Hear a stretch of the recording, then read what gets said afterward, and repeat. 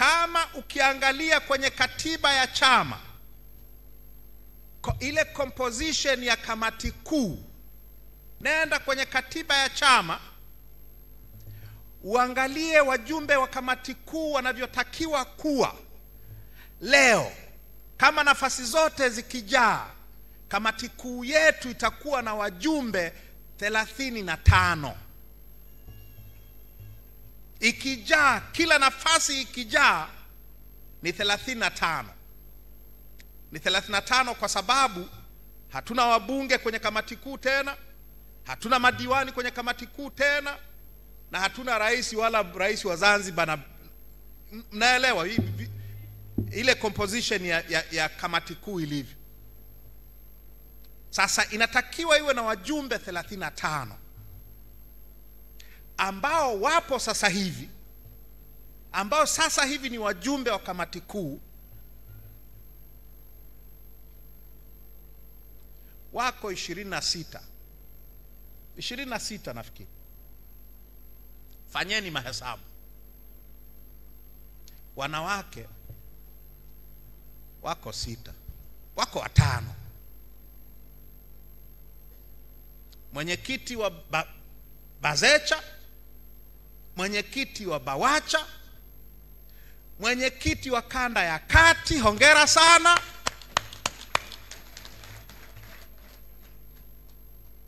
Na wajumbe wawili niliowateua mimi, Salma Kasanzu na Rose Maemba. Sawa sawa. Ukiondoa hao 5, wengine wote ni kina kaka, au nakosea? Kwa hiyo hili tatizo la kuwafeli wanawake la nchi hii linatuhusu na sisi.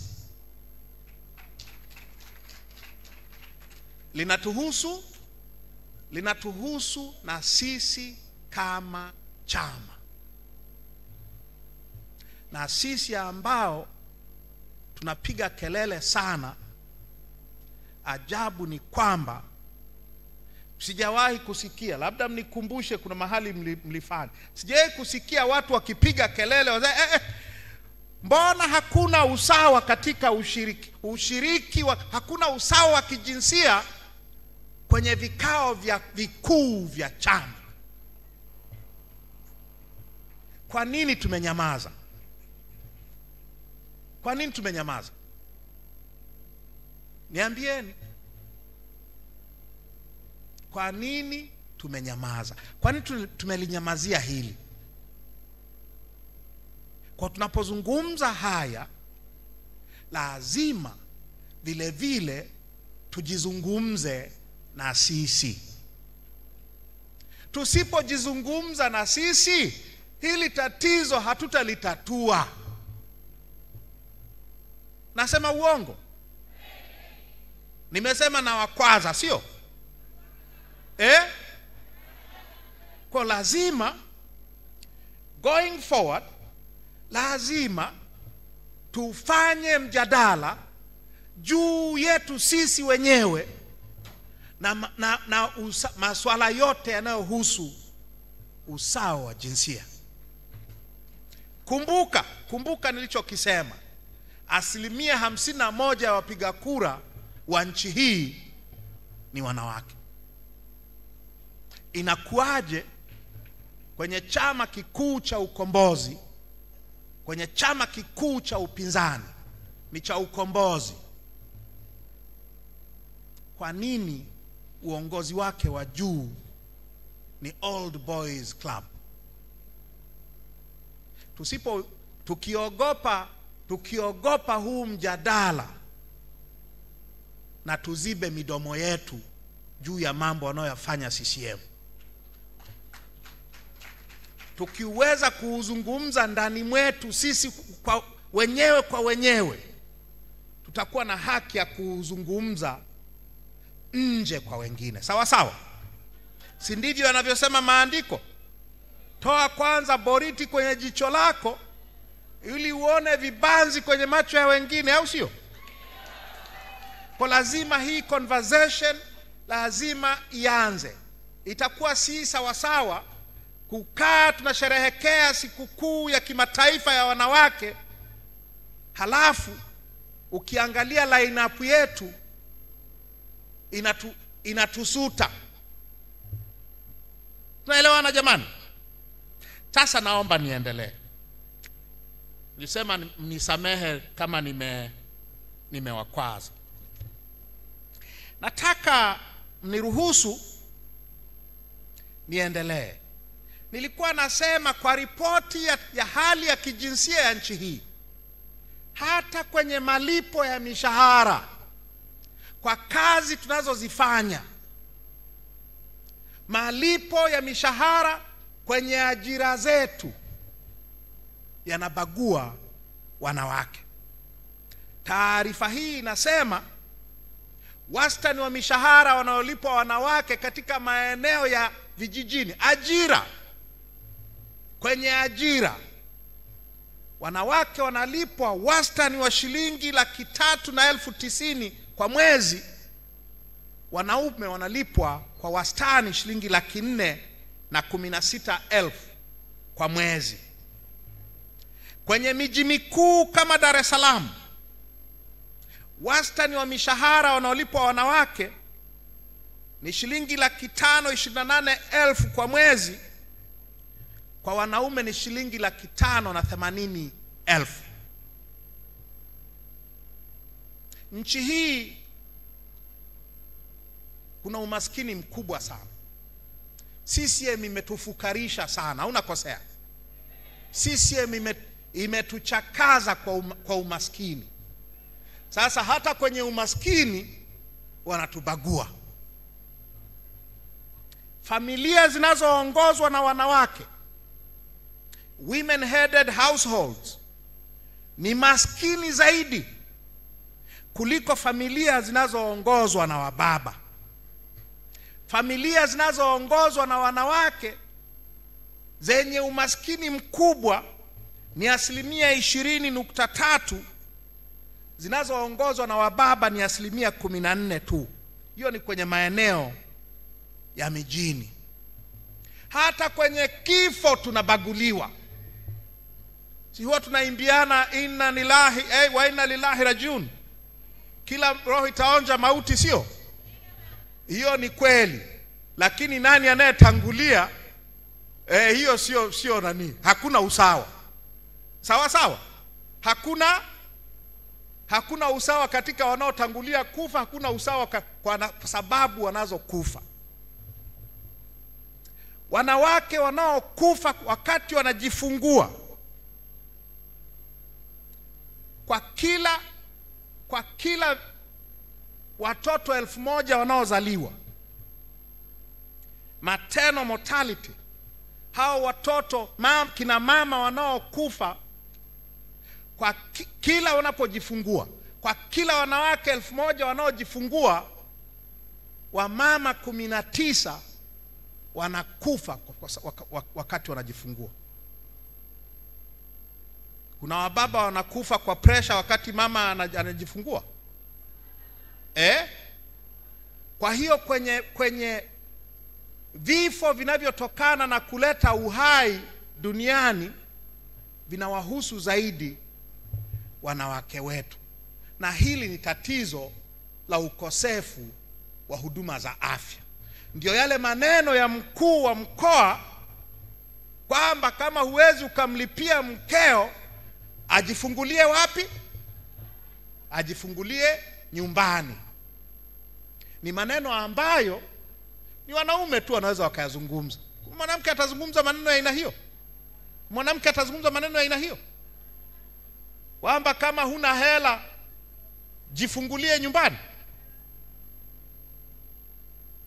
Kwa hiyo ndugu zangu, kwa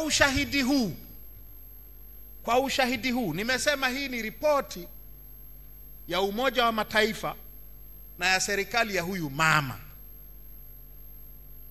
Kwa ushahidi huu, nani anayebisha hapa kwamba serikali hii na nchi hii haijawafeli wanawake. Nani anaweza kubisha?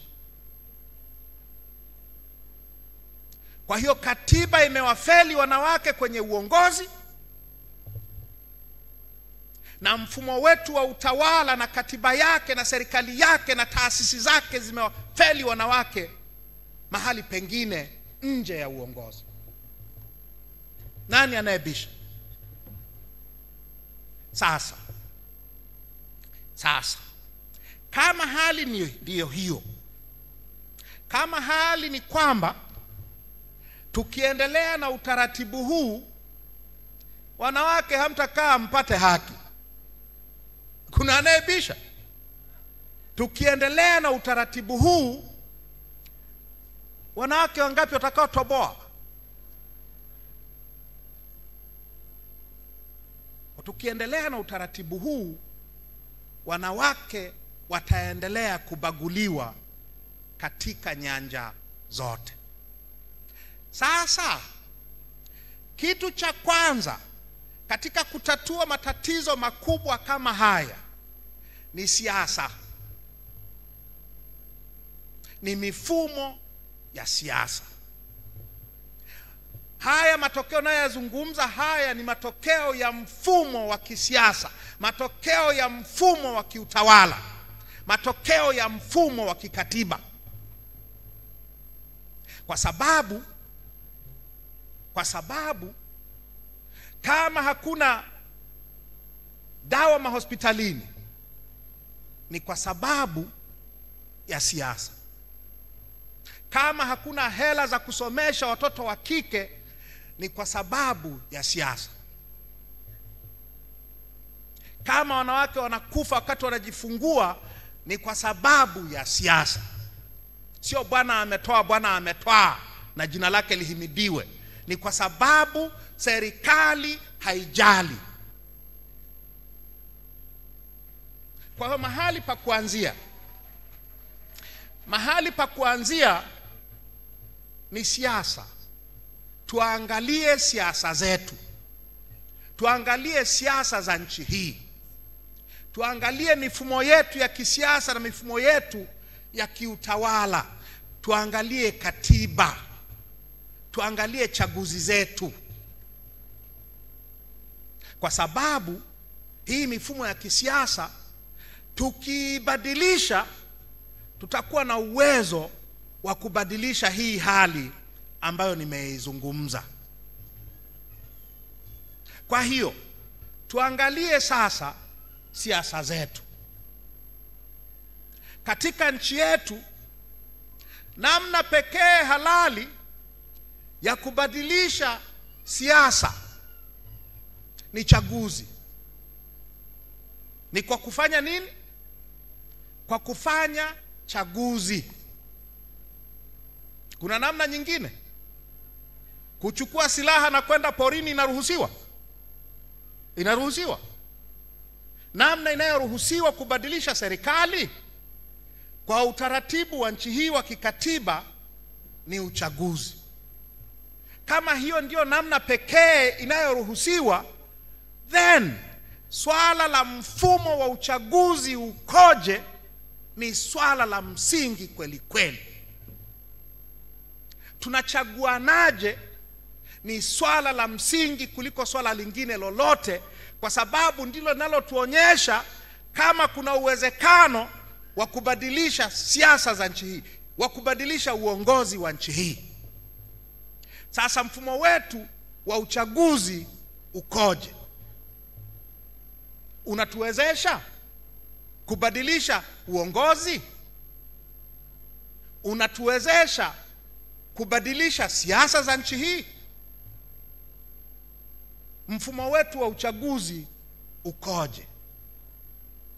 Mfumo wetu wa uchaguzi wa nchi hii, namba moja, ni mfumo unaodhibitiwa chini mpaka juu na mama. Si ndio rais? Tume yote ni ya kwake, anaiteua mwenyewe kwa mapenzi yake, na wanafanya kazi kwa mapenzi yake. wasimamizi wa uchaguzi wote ni watu wake. Sheria ya zamani ilikuwa inasema lazima wawe wakurugenzi wa halmashauri.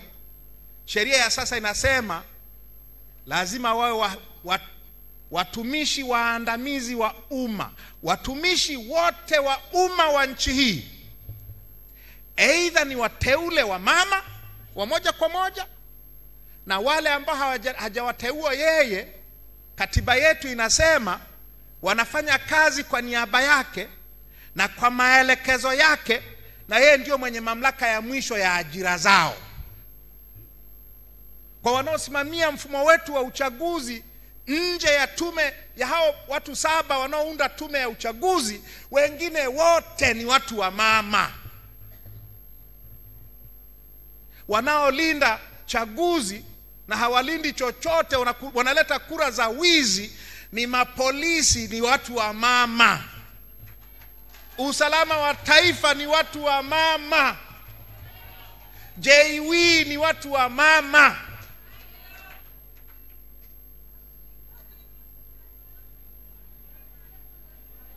Na walimu, yeyote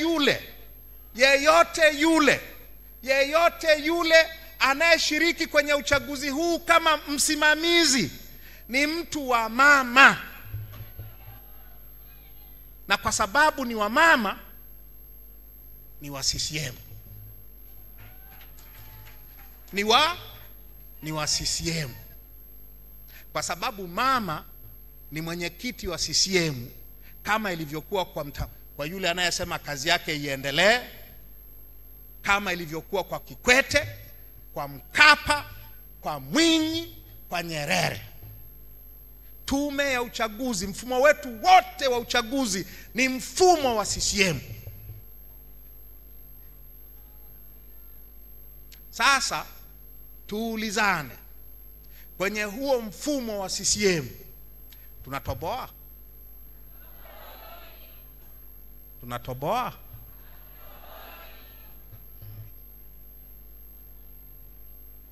Hatuwezi tukatoboa.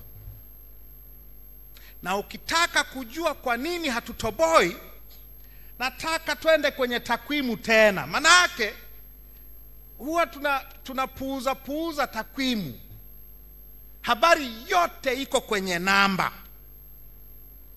Iko hivi: mara ya mwisho tulifanya uchaguzi, unaweza kuita uchaguzi, mwaka 2015. 2014 15 uchaguzi wa mitaa na vijiji, 15 uchaguzi mkuu. 15 unaweza ukasema kwamba tulienda kwenye uchaguzi wa kweli. Kulikuwa na competition, kulikuwa na ushindani. Kitu gani kilitokea miaka 10 iliyopita? Takwimu zinasemaje? Takwimu zinasema hivi: kwenye uchaguzi wa 2014 wa vijiji, CCM ilishinda kwenye vijiji 9378 kati ya vijiji 12,260. Ilishinda 79.81% ya vijiji. Kwenye mitaa, nazungumza miaka 11 iliyopita, ndugu waheshimiwa, kwenye mitaa CCM ilishinda mitaa 2583, 66.66% ya mitaa yote nchi hii. Sisi wa Chadema kwenye uchaguzi huo miaka 11 iliyopita tulishinda vijiji 1754, 15% ya vijiji vyote. Tulishinda mitaa 980, asilimia 25.29 ya mitaa yote nchini. Hii ni miaka 11 iliyopita. Uchaguzi uliofuata 2019 ulikuwaje? Ulikuwaje? Nataka niwape takwimu.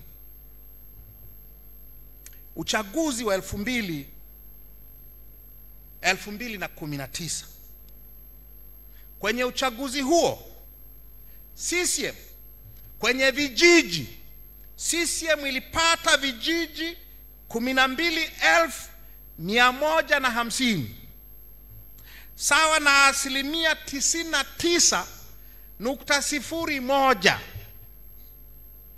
Kumbuka walikuwa na asilimia ngapi miaka mitano kabla? Walikuwa na asilimia 79.81. Miaka mitano baadaye wakafikisha asilimia 99.01 ya vijiji vyote. Kwenye mitaa 2019 CCM ilipata mitaa 4,263. Kati ya mitaa 4,263 walipata asilimia 100 ya mitaa yote. Mnanielewa? Sisi tuliokuwa tumepata asilimia 25 miaka mitano kabla tulipata 0. Hiyo ni 2019. Mwaka jana ilikuwaje? Takwimu zinasemaje? Takwimu za mwaka jana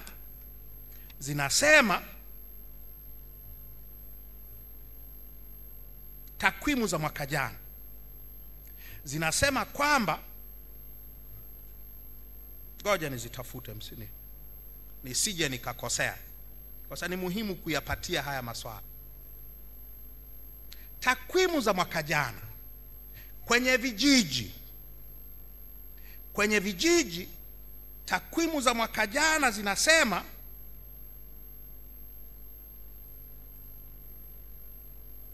hizo nilizozisema za 2019 ni za mwaka jana, samahani. Vijiji 12,150 kati ya vijiji 12,271, asilimia 99.01 ya vijiji vyote mwaka jana. Sisi wa Chadema tuliokuwa na vijiji 1754 2014, mwaka jana tulikuwa na vijiji 97, asilimia 0.79. Kwenye mitaa CCM ilipata mitaa 4,213 kati ya mitaa 4,264, asilimia 98.83. Sisi Chadema tulipata mitaa 36 nchi nzima, asilimia 0.84. Tulikuwa na asilimia 25.29 2014. Sasa twendeni kwenye ubunge. Turudi tena kwenye uchaguzi mkuu. Kwenye uchaguzi mkuu 2015, miaka 10 iliyopita, kwenye uchaguzi wa 2015 CCM ilishinda majimbo 195 kati ya majimbo 264, sawa na asilimia 73.86 ya majimbo yote. Chadema tulishinda majimbo 35, sawa na asilimia 13.26.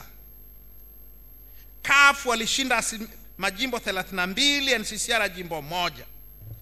Jumla ya kura ya wabunge waliochaguliwa wa upinzani 2015 ilikuwa wabunge 35 wa Chadema, jumlisha 32 wa CUF, jumlisha 1 wa NCCR Mageuzi, jumla wabunge 68 wa majimbo. Kwenye uchaguzi mkuu wa 2020 wabunge wa upinzani walitoka kwenye majimbo 8 tu, na sisi tuliokuwa na wabunge 35 tukapewa mbunge mmoja. Kuna siku nilisema tulimpewa, watu wakapiga kelele sana. Niambieni ilikuwaje? Tuzungumze ukweli tu. Na hii wala sio kumvunjia heshima dada Aida. Ni kwamba mfumo wetu wa uchaguzi ndio unaoamua upewe ngapi, sio wananchi, sio kura ya wananchi. Wanaoamua ni wanaohesabu kura na wanaotangaza matokeo, sio wanaopiga kura. Sasa ndugu zangu, huo ndio mfumo wetu wa uchaguzi. Mfumo huu wa uchaguzi mwaka 91, kabla Chadema haijaanzishwa, tume ya rais ya vyama vingi au chama kimoja, tume ya Jaji Mkuu Francis Nyalali ilisema mfumo huu haufai kwa sababu ni mfumo wa CCM.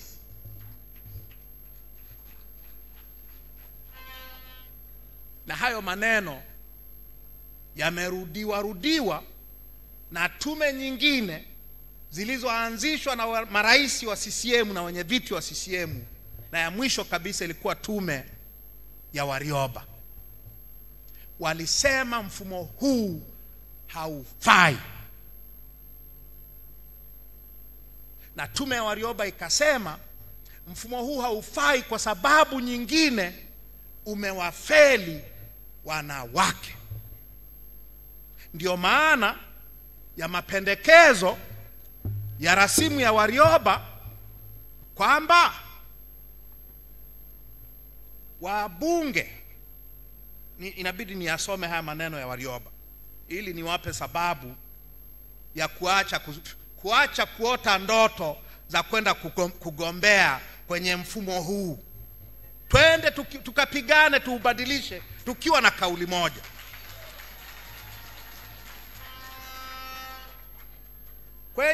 Kwenye ibara ya 113 ya rasimu ya Warioba kuhusiana na usawa wa jinsia, Warioba alipendekeza yafuatayo: katika kila jimbo la uchaguzi kutakuwa na nafasi 2 za ubunge, moja kwa ajili ya mwanamke na moja kwa ajili ya mwanamume.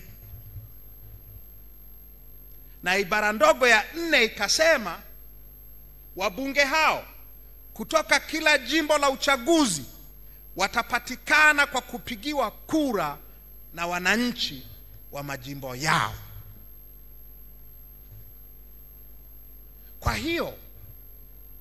Kwa hiyo hata hiyo tume ya Warioba waliona, na kwenye bango kitita, na nikumbusha mambo ya miaka 10 na ngapi iliyopita, nimekuja nalo kwa sababu mimi huwa sipendi kuzungumza bila ushahidi. Kwenye hili bango kitita hili walilozungumzia kwa nini wamependekeza hivyo, wanasema tunapendekeza wabunge wawili, mwanamke na mwanamume, ili kuleta usawa wa kijinsia katika uwakilishi bungeni. Sasa tunaendaje? Kwa sababu nilidhani tumeelewana, lakini naelekea hatujaelewana. Mwaka jana, kabla sijawa mwenyekiti wa chama, tulikaa kwenye kamati kuu tarehe 2 Desemba na tarehe 3. Siku mbili kabla nilikuwa nimetoka kumzika George Juma Mohamed, mume wa dada Neema. Amepigwa risasi 4 ili asigombee wenyekiti wa kitongoji. Risasi 4 mbele ya mkewe, mbele ya watoto wake. Kwa tarehe siku 2-3 zilizofuata tukakaa kwenye kamati kuu. Mwenyekiti Mheshimiwa Mbowe, mwenyekiti wetu.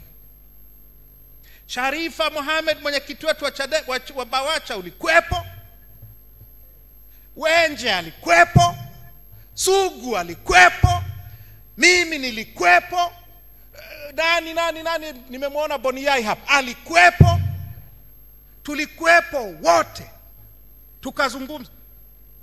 Nimemwona mahali John Pambalu, si alikuwepo hapa? John Pambalu alikuwepo. Tukasema jamani, kwa utaratibu huu tunaendaje mbele? Tukasema kamati kuu, chaguzi za nchi hii kwa mazingira haya haziwezekani tena. Jukumu letu ni kupambana, kuongoza mapambano, tubadili mfumo wa uchaguzi. Ndio ikazaliwa kauli mbiu ya no reform, no election. Leo mjumbe wa kamati kuu anasimama anasema huu msimamo ni wa mwenyekiti maana yake mwenyekiti wa sasa. Leo mjumbe wa kamati kuu anasimama na kusema mwenyekiti anazungumza huu ni udikteta uchwara. Tumetoka kwenye kamati kuu ya mwenyekiti Mbowe, tukaenda kwenye baraza kuu tarehe 20 Januari. Baraza kuu likaitikia. Tukatoka kwenye baraza kuu tukaenda kwenye mkutano mkuu wa chama tarehe 21. Mwenyekiti wa mkutano mkuu, mwenyekiti wa chama Freeman Aikaeli Mbowe, kamati kuu mkutano mkuu wa chama taifa ukasema no reform, no election. Mimi nikachaguliwa kesho yake. Unakuaje ni msimamo wa Tundu Lissu? Unakuaje ni udikteta uchwara? Mwenyekiti akisimama na kusema jamani, tuna maagizo ya mkutano mkuu wa taifa kwenda kuongoza vita ya kubadilisha mfumo wa uchaguzi wa nchi hii.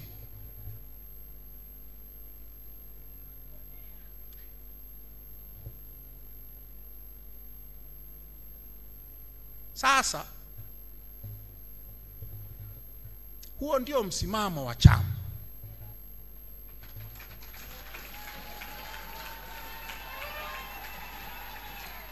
Na huo ni msimamo sahihi wa chama hiki.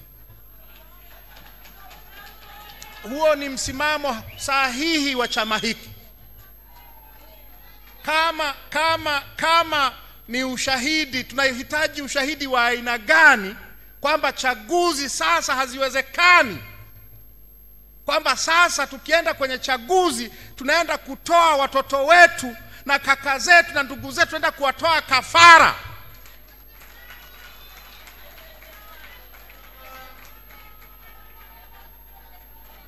Mnataka tuendelee kutolewa makafara mpaka lini?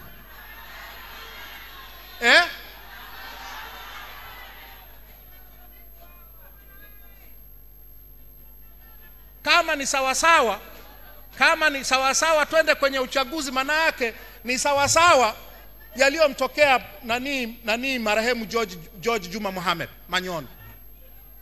Hiyo ndio sawa sawa? Kwa hiyo ndugu zangu, tuelezane ukweli. Njia pekee iliyobaki ili tuwe na chaguzi za kweli nchi hii ni njia ya no reform, no election.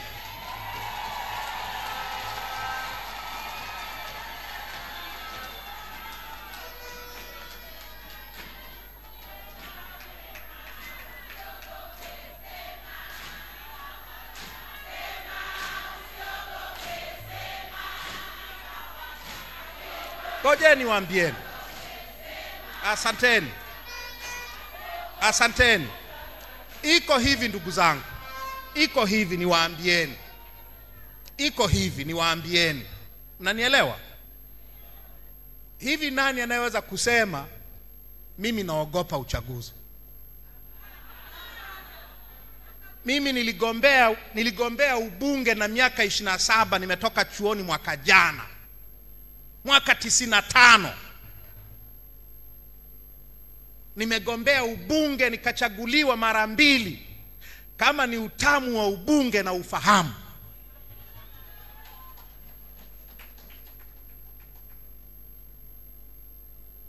Kwa ninaposema na nimegombea na urais vile vile, na mpaka leo hawajatangaza matokeo ya urais.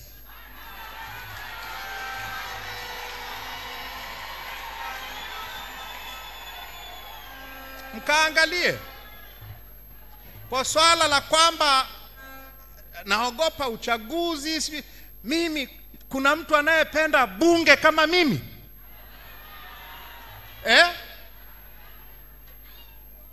Sasa hivi haiwezekani tena. Wale wanaofikiria kwamba twende tu pengine tutengeneze mazingira mazuri ya chaguzi,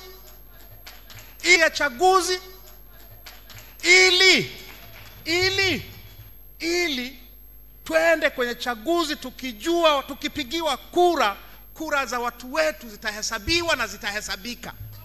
Sasa hivi haiwezekani. Mnanielewa? Kama ni swala la kuwa na haraka ya kwenda bungeni, mimi ndio napaswa niwe na haraka. Mimi na miaka 57. Mnanielewa? Tusipoenda kwenye uchaguzi tukapigania mabadiliko, mwathirika wa kwanza mimi na miaka 57. Tunapigana kwa ajili ya watoto wetu, kwa ajili ya nyie mlio na miaka 20 na 30 na ngapi.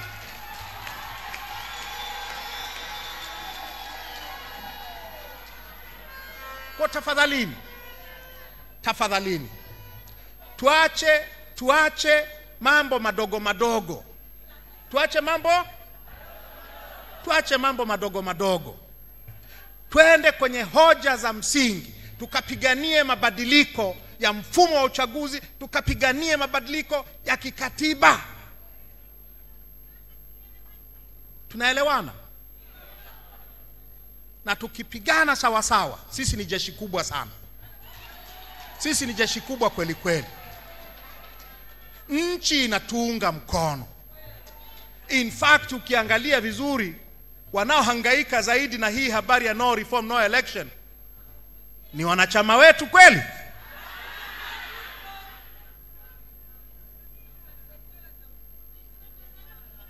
Kwa hiyo naomba nimalizie ndugu zangu.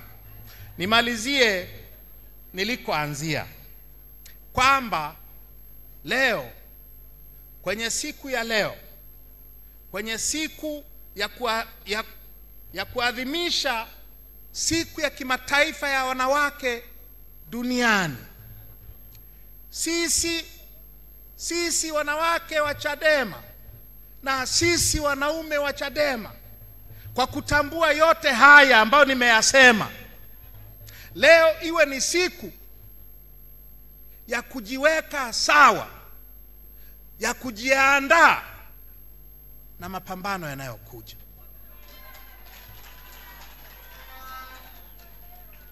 Tuwekane sawa. Ninapenda wote, kama inawezekana, wote muende bungeni, muende kwenye halmashauri. Kwa sasa hivi haiwezekani. Twende mbele tukiwa kitu kimoja. Twende mbele tukiwa kitu kimoja.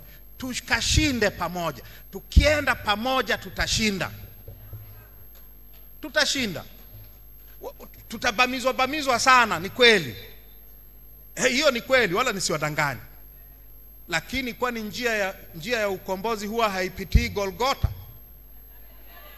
Tangu lini haijawahi kuwa njia ya miiba? Lazima tutabamizwa, tutaumizwa, tutafanya nini, lakini tukiwa kitu kimoja tutapata mabadiliko tunayoyataka. Kwa ndugu zangu, nilisema kama nimewakwaza mnisamehe.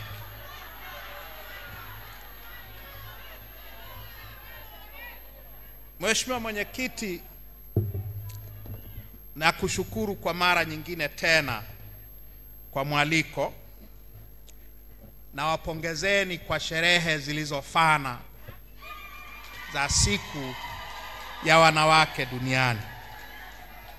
Na mimi niongeze senti 10 zangu kwa wito wa katibu mkuu wetu John Mnyika. Tukamnyang'anye huyo mama ile tuzo tuliompa miaka mingapi iliyopita.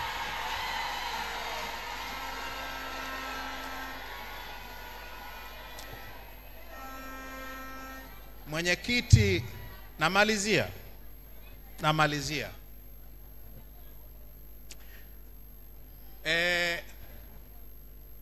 He for she, au sio? Si tumeambiwa hivyo? He for she.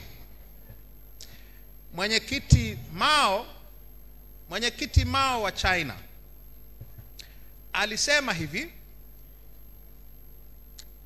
kwa kuheshimu mchango wa wanawake wa dunia hii, kwa kuheshimu mchango wa mama zetu, wa dada zetu, wa shangazi zetu, wa binti zetu, wa wake zetu na wapenzi wetu, why not? Kwa kuheshimu mchango wa wanawake wa dunia hii, Mwenyekiti Mao alisema, women hold up half the sky. Wanawake wa dunia hii ndio ambao wanashikilia nusu ya mbingu.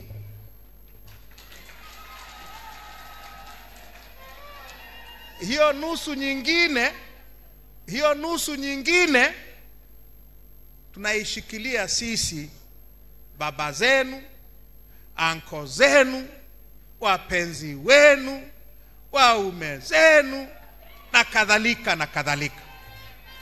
Hebu basi